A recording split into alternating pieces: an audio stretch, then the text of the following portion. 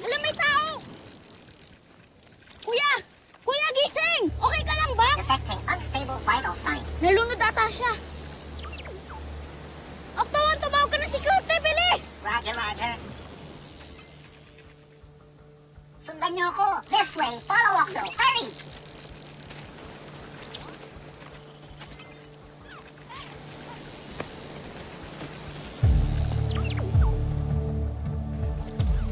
Whoa, stranger. Sino kaya siya, Little John? Dok, ano pong nangyari sa kanya?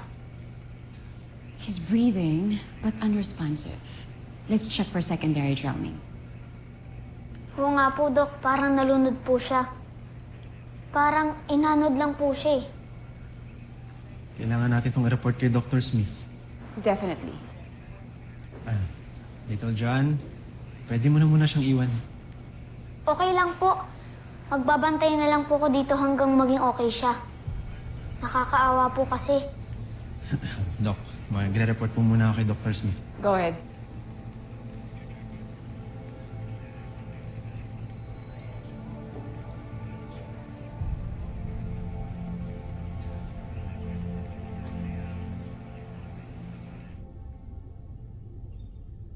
Nakita niyo ba ang ating prinsipe? Wala siya sa kanyang silid. Umalis siya para sa isang misyon. Dito siya ngayon. Kasama ng mga taga-Terraert. Kumustan mo, Mirazado. Nakapasok na pala siya sa kampo ng Voltes 5. Oo, General. At siguradong magtatagumpay siya sa kanyang misyon na mahanap ang kahinaan ng ating mga kalaban.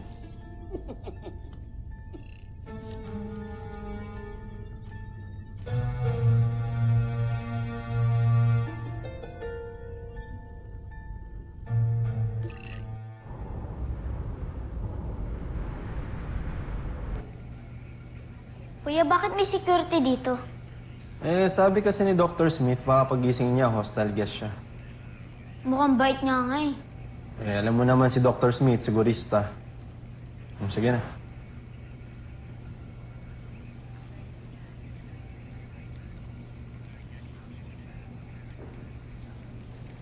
Kuya, gising ka na. Hello, Kuya. Nakakapagsalita ka ba? Sino ka? Nasaan ako? Ako si John Armstrong. Pero Little John ang tawag sa akin dito. Nandito ka sa medical bay ng Camp Big Falcon.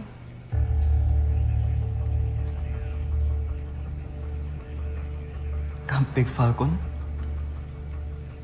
Hindi mo alam ang Camp Big Falcon? Eh, lagi itong nasa news. For your information, dito ang base ng Voltes 5. Kaya, ang swerte mo na kami ang tumulong sa'yo. Baka swerte ko nga. Sino mag-aakala makakapasok ako rito? Naawa kasi kami sa'yo. Kung di kita nakita, baka dead ka na siguro ngayon. Napakalaki pala ng utang na loob ko sa'yo. Salamat ah. Maraming salamat. You're welcome po. And nice to meet you.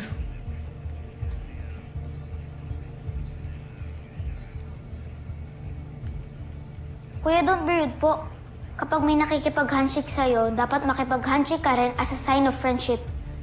Yan ang turo sa akin dati ng mama ko.